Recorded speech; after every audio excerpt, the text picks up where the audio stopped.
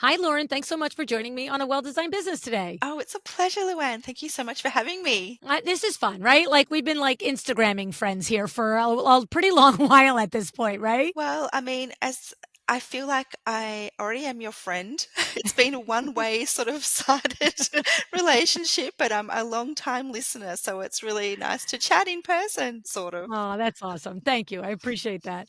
So here's the thing. Look, we had to do like 25 minutes to figure out what we're going to talk about because you're a very busy lady and you have lots of things that we could talk about.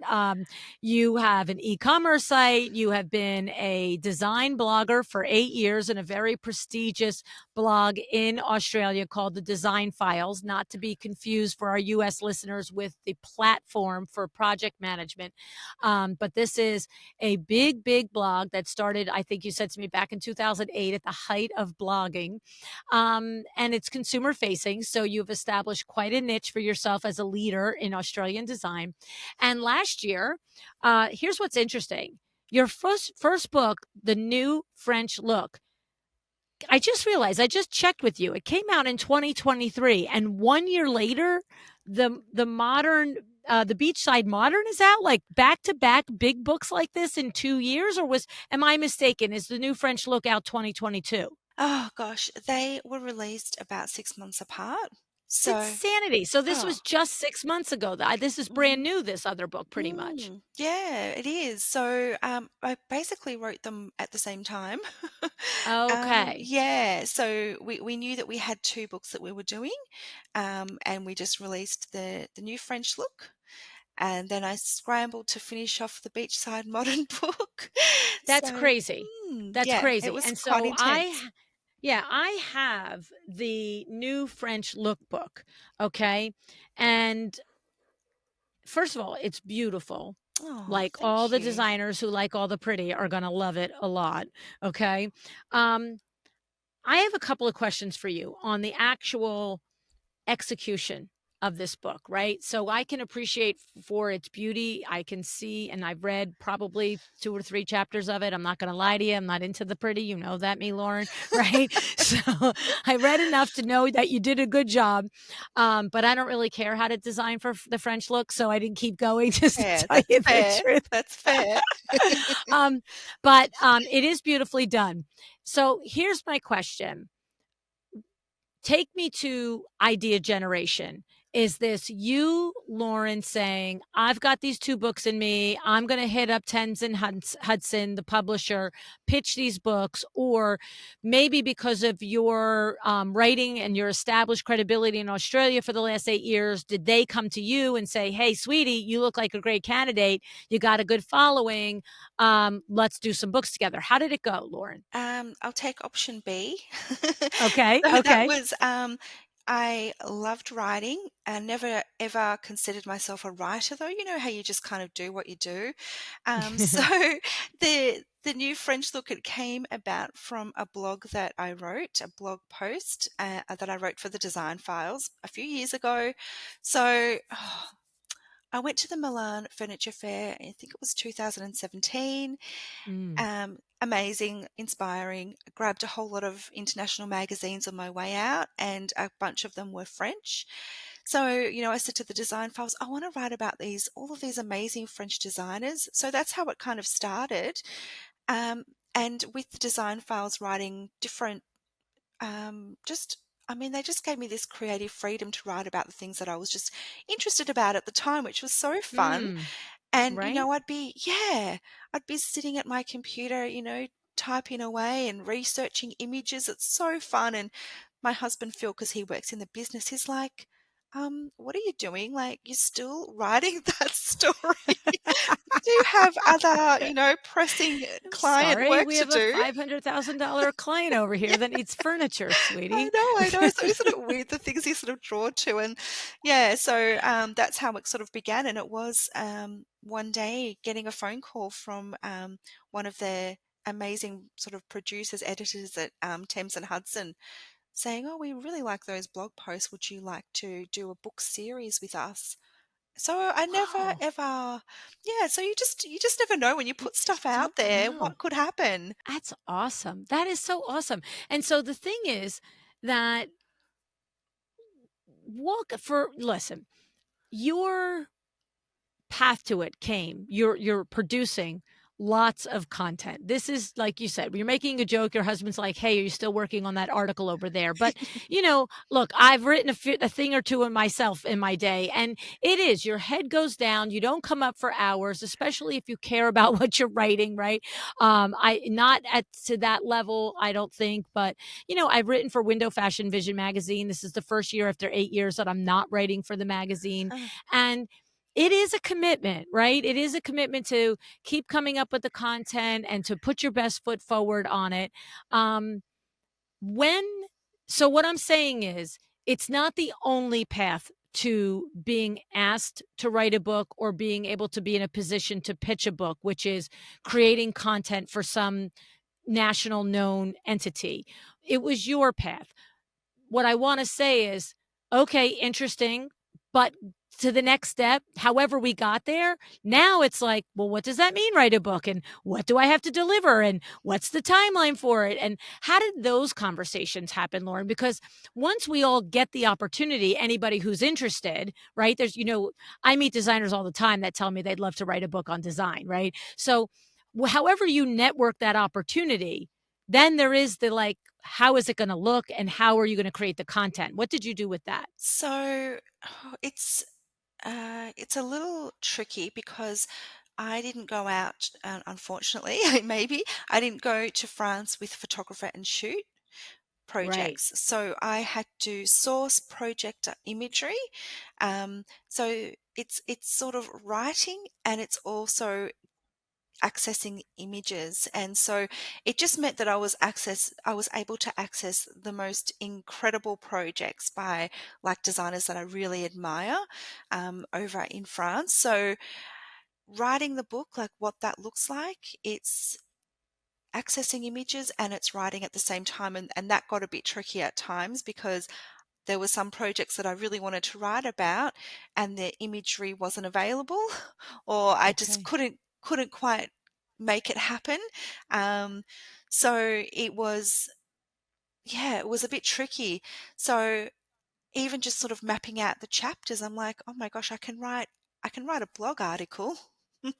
But how am I Yes. going to create this blog article into a whole fully fleshed out book? And I mean, I have to say, like, Thames and Hudson were just fantastic to work with because they did give me that creative freedom. So it was great to be able to think about these chapters. So once I established that, and they were the city, the beach, the mountains, and the oh, isn't that funny? The countryside. Country. I was like, oh, I know it. What is it? Right on the There's tip of another my one. tongue. Yeah, I country. know. Country. Right, Been a right, while since right. I've read my own book, actually. So, yeah, and then they sort of once I sort of established those chapters, and it sort of all fell into place. So let me ask you a question. You said something in there going from writing blog posts, any blog post, let alone this series that you did on the French designers that you admired, to a book. Were you able to repurpose that content? Or is like, look, you use those 6 designers or whatever it was for the blog. That's their property at Design Files. We can't have it over here. Or was that repurposable? It wasn't really. I didn't really need to go back to Okay. that. Was it you? Okay. And plus, that was a few years ago. I wanted to get some nice, fresh Gotcha. images and stuff anyway. Yeah. Okay. And now, when you say sourcing, right? Now you're going out to the French interior designers that you admire and you're saying, I want to feature you in this book. I'd like to put your work in this book. You've got to get the copyright of the images from the designer and the photographers and all of that. Was it, was there an element of it that was, I am writing a book for Thames and Hudson and I'm calling on you? So the phone was answered, the email was answered. Or do you think that that didn't impact it or it wasn't even part of it? They would have picked up, like you still, you know what I mean? Did that open a door? Well, yeah. I mean, Thames and Hudson, they're quite a big publishing house. Well, in Australia they are, but they're international as well. So, the book was going to go worldwide, but I've never done this before. So, some designers were very responsive. And then it was trying to negotiate with a photographer and get everybody on board. And you're 100% right, Luann. It was getting the copyright, and it was a lot more of an admin sort of process Yeah. than, I sort of had this vision of me sitting, Carrie Bradshaw style at a windowsill tapping away on my keyboard. It was not that.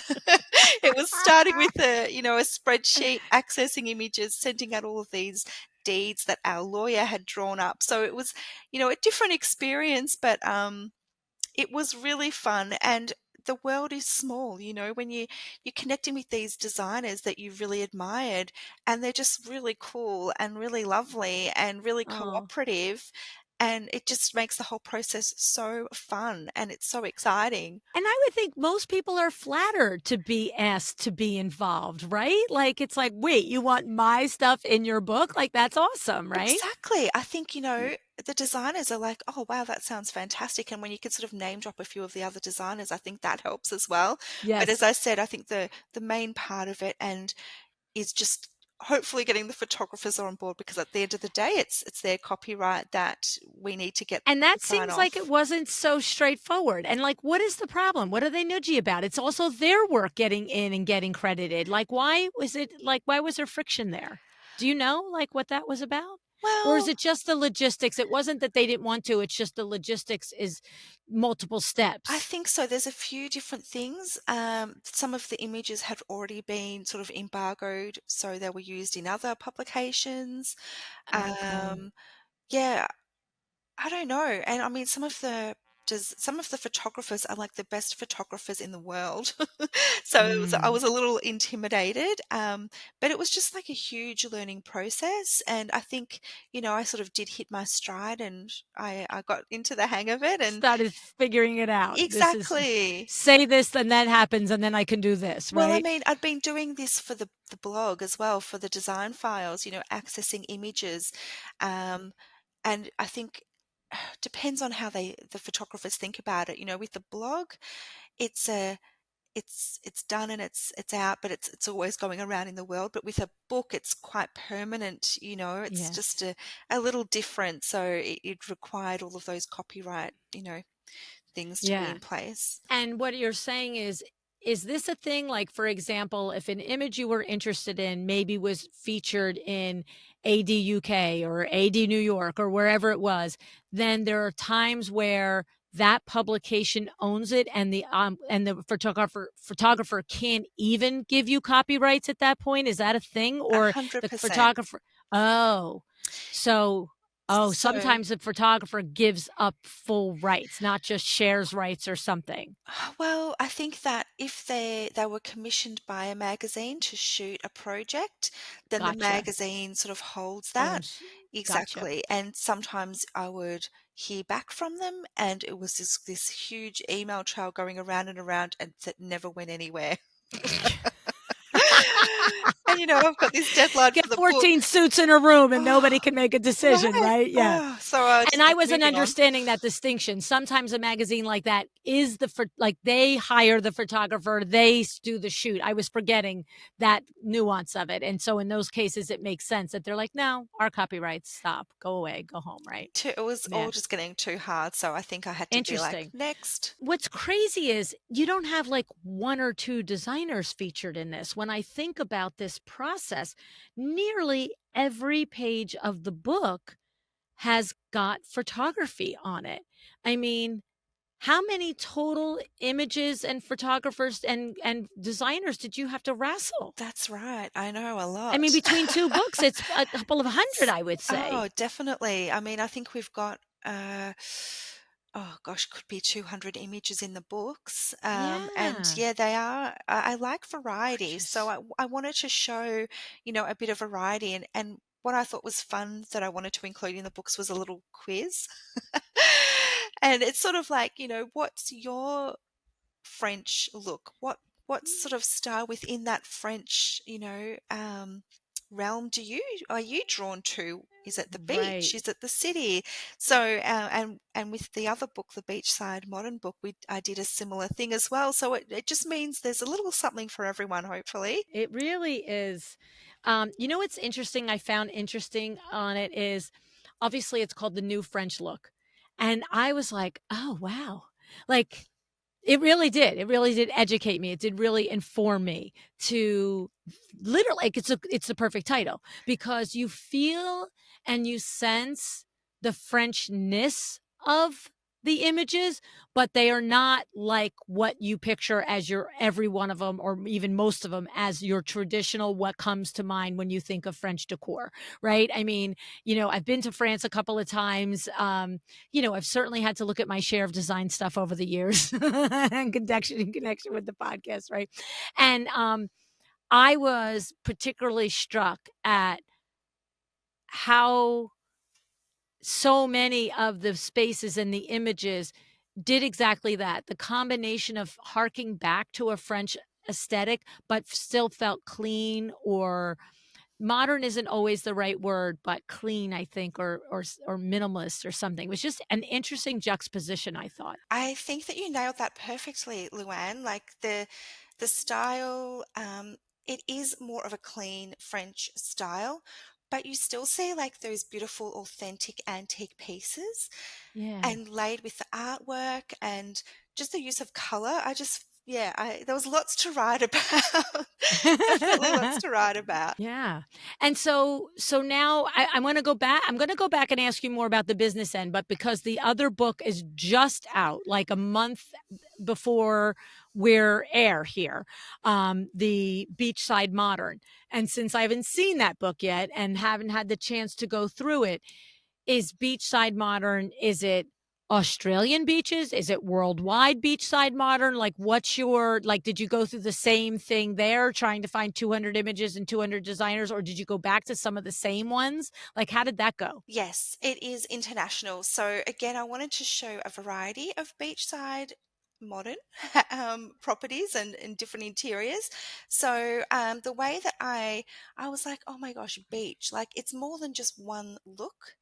And Yeah. so I looked at different, I created my own sort of chapters, and one of them is called Winter, and that's more of like looking at Danish architecture, quite minimalist and dark, sort of moodier places. Like we've got a amazing interior by Norm Architects, and we've got Fair and Hay from New Zealand. So from all around the world, there's a style called nautical, and I was so excited to include a project by Commune. So in California.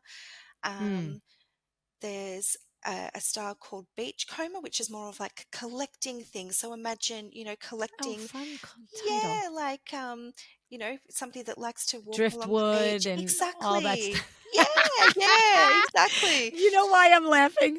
There's a designer here, Cass, if she's listening, she's on LBI where I have a beach house and we went for a walk one time on the beach in the dead of winter and we're all bundled up in our boots and our parkas and we're walking along and talking. All of a sudden there she is picking up driftwood. I'm like, only a designer picks up Oh, driftwood it's off the beach. Like, beautiful. I honestly. totally get it. You're speaking to us. We all get it.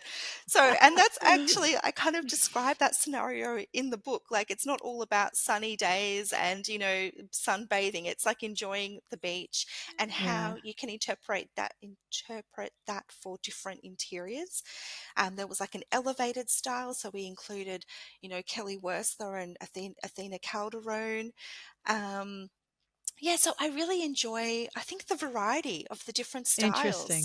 Yeah. Yeah. So, but I Well, suppose, it's funny because, as much as I don't do the pretty, I am going to make sure I order that book when it's available because it's funny, I always talk to everybody about I do have the beach house and my house is 6 years old. We've had it for 3 years.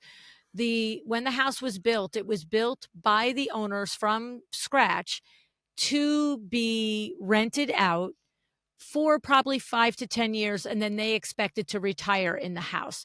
And so when it was built, it was designed by a designer, furnished. So when I move in, when it's just under 3 years old, it's had 2 rental seasons. It's all brand new.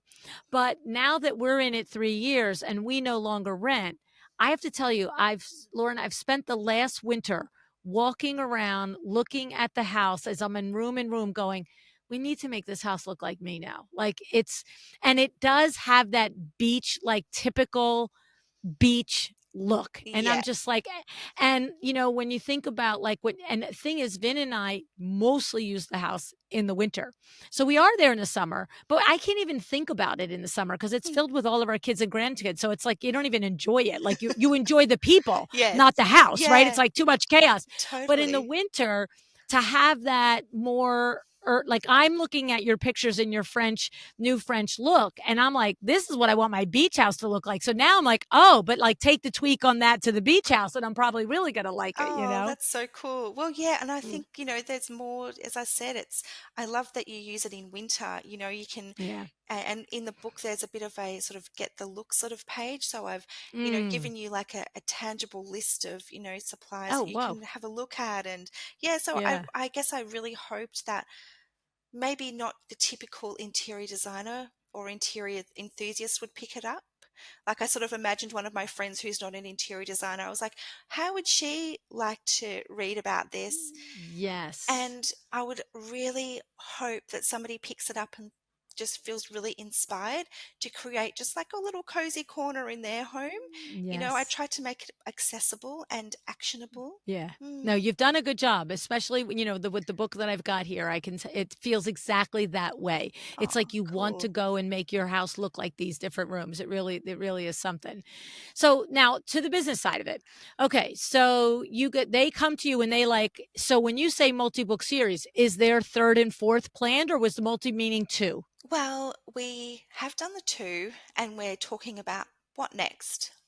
Oh, wow. So they were like, How let fun. it let's just give me a breath here. Let's have a breather.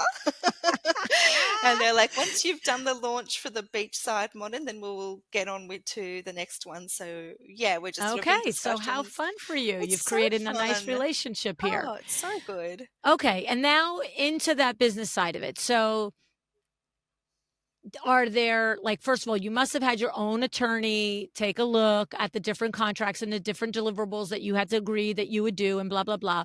But beyond that, like did you have to deliver X amount of content in a period of time? And did you now you're an accomplished writer. I know you said you like I didn't realize that I'm writing, but like clearly if you're writing for 8 years for a blog, you're a national, a big national blog, you're an accomplished writer.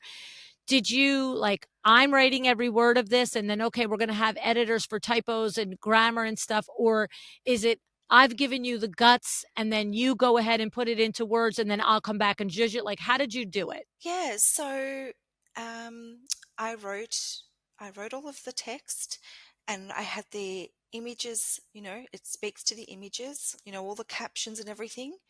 A lovely editor that I worked with, she would finesse the words. So, how many times can I say the word beach?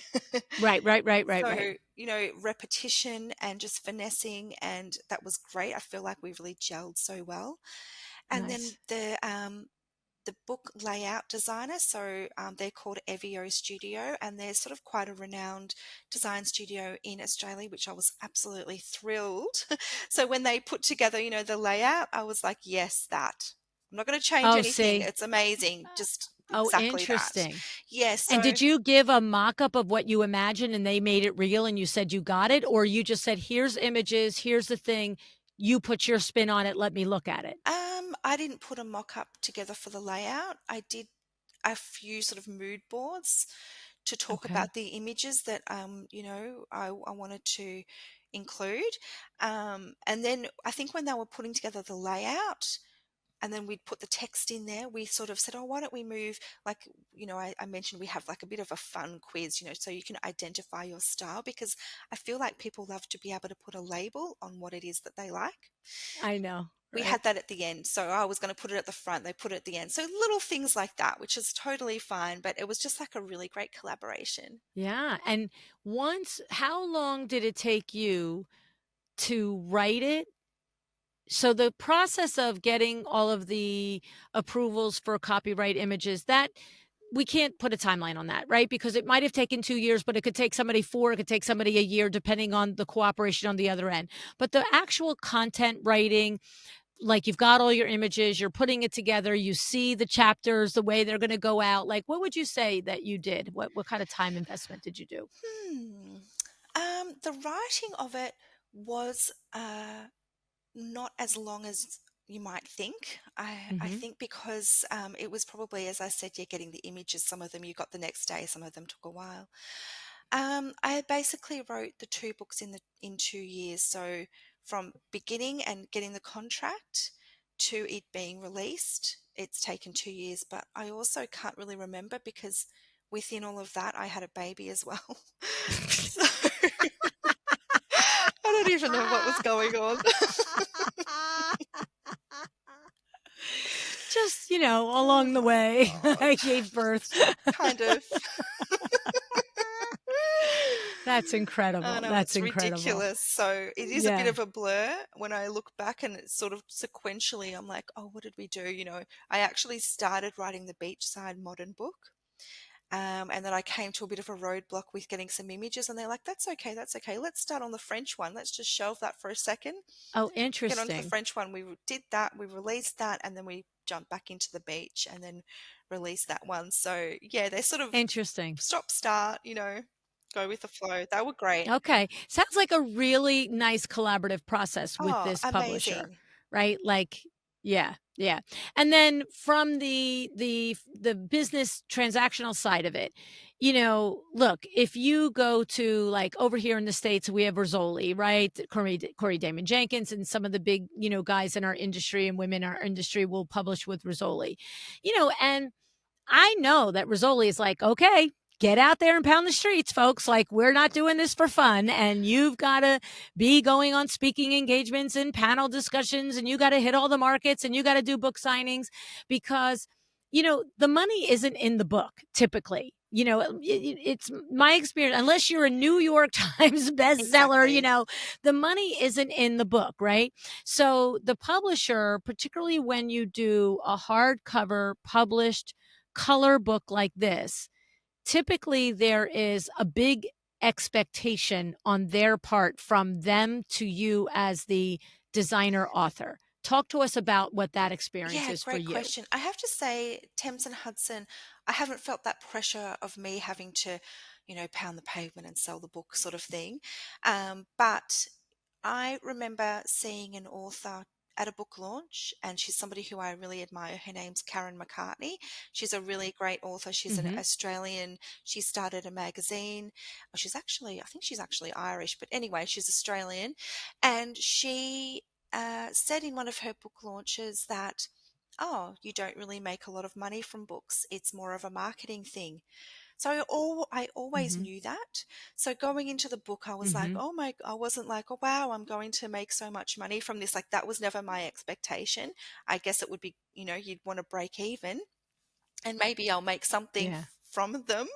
But I think knowing that in the beginning, I was quite shocked when she'd said that because I think Yeah, I think most people are yeah, surprised to know that. exactly. But then anybody in this sort of realm of publishing knows that that's just kind of how Yeah. it is. And as you said, Luann, it's unless you're a New York Times bestseller or Yeah. you've already got this huge big name out there. Yeah. So it is uh, it's a big business card. Yes. Yeah. Yeah, and that's okay. And I think that's why if you want to write a book yourself, you really have to have that passion to want to sit down and do it. Yeah. Um, and for me, it has been, we had a book launch for the first book for the new French look.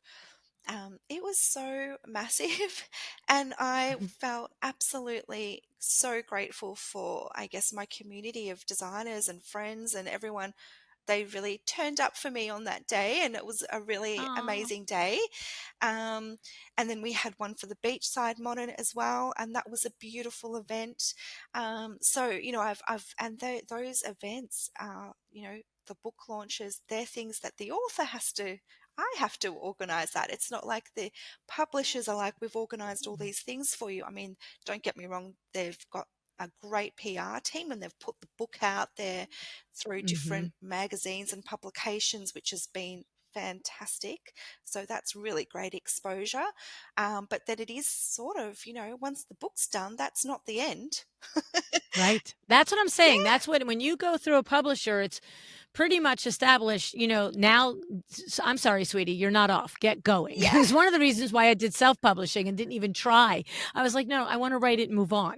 yes, yeah, I hear Of it. course, completely different type of work, what you've done here. I mean, obviously. So the thing is this the type of book arrangement and book deal that comes with an advance to you as the author for the writing of the book? Yeah, yeah. So, Okay. yeah, you get an advance and all of that. Yeah, as you said, sort of right in the beginning, you're negotiating that, and you Mhm. have a lawyer to help you. So you get Mhm. an advance, and you get going. But then, when the book goes on sale, you need to pay off that advance. So the royalty arrangement, you pay that off, and then you start making, I guess, Oh, for additional. crying out that part I've never Yeah, known. yeah, so that's why it's an Oh, isn't that advance. It's an fun? advance of the money that Sure, it's. duh, the word I advance. know it. I did not. Well, I totally know what that is now, but yeah, it's a thing. Right? That's so funny. You know how many times we've all heard that word advance? Like, yeah, no, I was like, okay, they give you like a small amount of money to sit in not nearly what your hourly rate is worth to sit in a box and Oh write, yeah, and then they're going to make money. But nope. Okay. So, but it's. I've had my struggles with it. I was like, oh my gosh, like I'm spending all of this time. I have client projects, all of the things. But then, when I think about it, well, the publisher have got an editor for me. They've got the best book yeah. designer. I've got this great PR, team. They are taking a risk on me. They're doing all of Mm. this work in the distribution and everything like that. In a way, when I think about it, the author has a small piece of the puzzle. Like, I mean, it's not small, but yeah, Right. they've taken a big risk on me too. So I'm really, yeah, really grateful for the opportunity. It's been really fun. It's interesting, and it doesn't surprise me that they're saying what's the next that they're making it a series. Like, in other words, from the business side of it. In other words, if the one book you wrote was The New French Look, it's a beautiful book, it's great content, all the things, I could see it. But because I think what I'm observing is bumping them out one after another, because here's what I'm saying is if I thought I'm the publisher, all I'm ever really going to do is two books with Lauren Lee.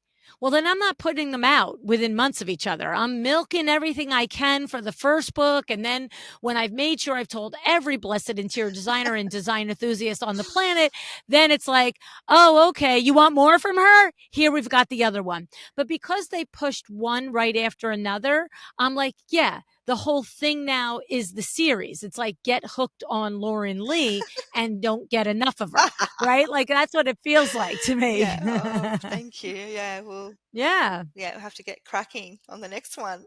kind of fun. Question for you. When they approached you on doing the book, of course, they got the seed of the idea from reading your blog posts where you were writing about, like you said, you were doing this as a blog, right? Featuring different French designers and so forth. Um, once they approached you, did you then go, oh, what other books in the world are similar to this? Let me go look at the way they've been approached with chapter styling and division of content, or did you just keep going in your own lane and with your head down and didn't look around? I do love reading design books.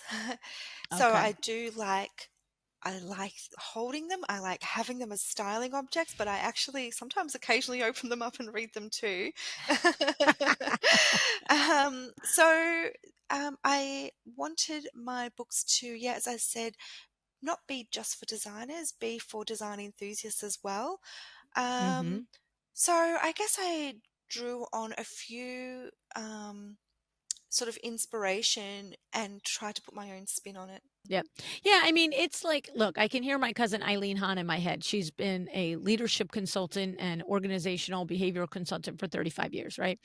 And anytime I have said, I've got this idea to do XYZ, no matter what it is, when I tell you one of the first things that she has always said to me, who do you know that's doing it the very best in the world? Who is there anybody doing anything at all like what your idea is? Mm. Go figure them out. Like, and like the first time she said it, I'm like, well, I don't know anybody that is like, blah, blah, blah, whatever it was. Cause this has been a question she said to me for 20 years. And then what she does is she pushes you to not be like, I'm not saying you're going to be able to do it. You're like you don't have the resources that person, but like just go figure out. Just go look to see what are the best of the best in the world do. Mm, And I've always found it very helpful, mm, a helpful stage of research, because I think if you're a creative person, you can't help but look at what somebody does and be compelled to put your own spin on it. Like, if you're not creative, I think you're more likely to get caught in the trap of true copying, mm, right? But those of us that are creative, I know my whole audience is creative, you're creative, I'm creative. It's like, I just know instinctively I can literally look at what you do, whether it's a business person, whether I'm looking at Tony Robbins or Michael Hyatt or Amy Porterfield or whoever it is that I'm looking ahead that's burning the path of what I'm doing. It's it's never once she's pressed me to do that, I'm never compelled to copy it. I'm always like, oh, that gives me this great idea for the way I would do it. You know what exactly. I'm And saying? oh my gosh, Right? I absolutely love the way she's done that. And it's so motivating. And, Yes. yeah, it's like, wow, I never thought you could do it like that. Well, if she's done that, I wonder if I could do something like that. But, in my voice, in my way, like I find that really Yeah. motivating. So, yeah, I mean, Yeah, you can't help but to process it by oh, yourself, I right? mean, Because yeah, I think that's what we are as creatives and visionaries. It's like, it's just like the impetus. It's like the little knock on the shoulder. Then you're like back to doing true creation again, right? exactly. And, you have to know what the best in the business are doing. Like, Yeah. you've got to have all of that on your radar. Yeah. And it's Yeah. so funny because what the other side is sometimes you do find that no one's doing it the way you imagine it to be done. You know what I mean? And or sometimes I've had situations where I'm like, well, that's so interesting. There's only one person that I can find that's doing it, and not for nothing, I don't like the way they're doing it. I think they're doing it wrong. I don't think it's good at Yeah. all. Yeah. So it's Well, just like you get that little like, all right, there's a lane for me. I can go down this road, right? I love that. And yeah, it's like, if you're sort of seeing someone and it's that sort of comparison thing that you can do on Instagram and you're like, oh God, how did she do that? Like, oh God, get a bit jealous maybe. Well, you need to check yourself and go, why am I feeling that? Is that something that I also want to do? And Yeah. how could I perhaps do that in my own way? And I suppose, with the books, they are a bit more approachable. They're not like a very, um, the language is quite, it's easy to It's read, I feel. It's a readable. bit It's like, conversational. And I yes. used to think that was like a weakness that I had Mm. because it sounded too just easy and I don't Mhm. know. And I think somebody said that to me once and I sort of took it as an insult. It didn't sound like a real writer. Something it's Isn't that funny? just I know, but it's actually becomes, as you say, your thing in your voice and Yes. that's actually what I like. I like to write like I'm speaking Yes. to someone, like talking to a friend. So yeah, that's I'm I the guess same where it way. sets me apart. It's so funny because my first book, The Making of a Well-Designed Business, is in my mind, it's business 101. It's the 10 chapters. You're going to open up a business, cover these 10 bases because don't skip them. Don't pass go. Don't collect your $200. Sit down with each of these. I didn't write the business principles of the world. Like they're there. They're there for thousands of years. We've done commerce for thousands of years. I just put it into my spin and my take. And I have a very good friend who teaches entrepreneurship at a university. And he read the book and he looked at me and he goes, it's really folksy. And I had like, and thankfully, I'm not 40 years old when I wrote this book. I was a grown woman and standing in my space. You know what I mean? And I just looked at him and for like a split second, and I just like looked at him and thankfully he finished. He goes, it's so you. And I just now still looking at him and he goes, I wish I could use this book for my entrepreneur class. He goes, I love this book better than the books that the university gives me. He goes, because it's relatable and understandable. And then I was like, thank God I didn't cut him off and smack him in the face and all the different things. Right. Um, and he said to me, he goes, he actually said, how did you have the courage to just do it so in plain English? And I said, because I was writing for my podcast listeners, not New York Yes. Times. You know what I Yes, mean? love that. Yeah. Yeah, Yeah. well, I mean, even with Lucy, so Lucy is the editor of the Design Files, the blog that I've been, contributing to for a lot of years. I actually asked her one day, I said, why did you ask me? Like, I'm just so curious because sometimes people ask me, oh, how can I write for the Design Files? I'm like, oh, I don't know. I don't know. And I used to have a blog, back in the day. And I said, oh, did you used to read my blog? She's like, no, I didn't know you had one. I was like, okay, nobody read it. That's fine.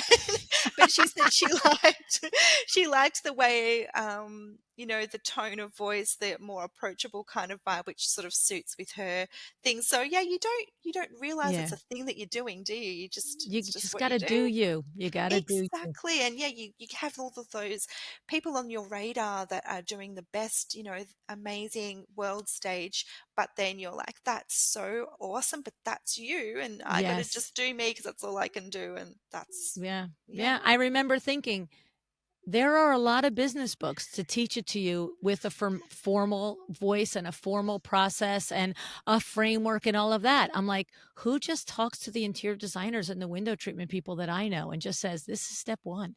This is step two. genius. Let's not Yeah. overthink this. Oh, Just do totally. this. Yes. you know? I love So, but it. it is funny, right? Because you have to be willing to be you and do you. But that is the also part of it. It's like, figure out like what it is that you have, and is there somebody doing that, put your spin on it, put you in it, or is there a gap in the marketplace, like there's room for this, right? And the only way you know how to figure that out is just by doing it, by Yeah. writing. So, Yeah. as I said, I wrote a blog for years that nobody read apart from my mum and whatever. But, I'm thinking about, oh, well, what good practice that was like for this. So I guess you just got to start somewhere and, That's think it. about it, but you've just got to put words down too. Yeah, I love it. So we're gonna do you, is it the sort of thing where you are obliged to not speculate on what the coming titles would be? Is that I could see that being like, I'm not allowed to talk about it. Or are you able to speculate on what the coming books in the series might be? Well, when Thames and Hudson approached me, they did have a bit of a list of some of the blogs that I've written in the past. Ah, gotcha. Yeah, so one of them was, country, that's pretty broad. One of them Mhm. was Japanese kind of interiors. One was a um, LA style, like Hmm. I had a few. So we've been sort of musing on a few, and Where what direction it'll be. yeah, Yeah. yeah. And I mean, I've got things that I can write about underwater, like I could just go on and on. But then there's also, I guess, market forces that Yes. Has to that's be very that little. interesting. Yeah. Yeah, I mean, yeah, as I said, country. I mean, is that saturated? What's my new spin on that? And yeah, Right. what are some of the things that they know in their market, in the regions that they want to, you know, Make be? impact, yeah. Yeah, so Yeah. yeah, that's what we're sort of talking about now. Interesting. Fun, fun, fun. Yeah, it is Oh fun. my goodness. It's so what this is literally the epitome of what we say on the show all the time, Lauren, is be prepared to be lucky, right? Here you Oh, are, years, you started your own blog, then you parlay it into this nationally known blog in Australia. You put in all the hard work as you're raising your family because, your youngest that's 2 is the youngest. You have an 11-year-old. So you've been growing this business in this blog as you've been from your first baby being born. And just plugging away and doing it and putting the content out. And of course, we're going to wrap up now, but I'll put in the show notes that you also mentor interior designers. You have courses available online that people can go to your website and download on the different technologies and software and AI. You also do in person, like one on one mentoring via Zoom and all of. So there's a lot more that we could have delved into today, but that's the thing. It's like, it seems like, oh, she wrote a blog and then a book publisher came after. It's like, no, I've been doing a lot of things in order to be prepared to get that tap on the shoulder, right? Well, I was listening to one of your podcast episodes. I think it was called Joyful Abundance or something, and it was a sort of about manifesting. And Mm. so I used to work in an architecture practice. I've worked for 10 years before I started my business. And I used to love Pinterest when it first started. And I think I wrote on one of those Facebook things, and the memory pops up, where's a job where I can scroll through Pinterest all day? I would love to do that. And then I'm like scrolling through all of these images for the books, and I'm like, oh my gosh, I Oh my am. gosh. Well, I don't really go on Pinterest that much anymore, but isn't it weird when you put that stuff out there in the universe? Right, but it's the same kind. Like I'm scrolling beautiful images all day, and this is actually work. I'm not I just know. doing this. I have to do it. That's Even if nice. your husband's like, "Hey, we got to come over here and get a project done." Nope, I have a deadline for the book. I have to do this. I know. Well, with the book, as I sort of said earlier as well, the marketing aspect, it's been amazing having clients say, "Oh, picked up your book at the bookshop. Do you take on clients?" And they've just Same. been the most amazing clients because I think that's such a good first impression to have Yeah, are a you book. kidding me? Yeah, I know. So we've just, yeah, it's been amazing. And you know So what's who interesting knows? about that? It's not even your work. I mean, is any of the work your work in here? Because Oh, there's I think so I've many images that I didn't read the credits on every one, right? exactly. I think I've got one project in the Beachside Modern book, but yeah, it's not all about me. How that's what's interesting. Like I'm aware that you're featuring the work of all these other designers, but how interesting that that is still transferring to people that are like, I want you to design my home. That's interesting. Yeah, I think it's the curation of the images Sure. and the Oh, the no, there's editing and art and artistry and work into figuring this out. Like I y- couldn't put together the images. I don't have the talent to do it, but it's not even like yeah. someone, your husband, anybody could look at you practically and go,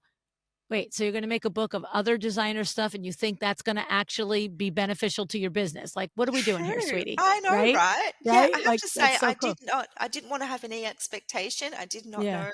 So it's been a really lovely surprise when that's happened. So who That's knows if awesome. it'll happen again, but yeah, Yeah. it's happened Yeah. twice and they've been amazing clients. So Yeah, who well, knows? it's like what every book is. It's a credibility builder. It's like I'm a serious person. I have serious knowledge. Very I put it serious. out there, you know. And you know what? A lot of people are serious people with serious knowledge, but putting that serious information on a pen to paper is a whole different animal. I'm just gonna Yeah, say, true, true. right? That's a third step there, folks. So that's awesome. Well, this has been so fun getting to know you in real life via Riverside FM over across, Melbourne to the States. It's So wild. thank you, Yeah. Lauren. Thank Oh, you. thank you for the opportunity. It's been so cool to chat. Yeah, thanks so much.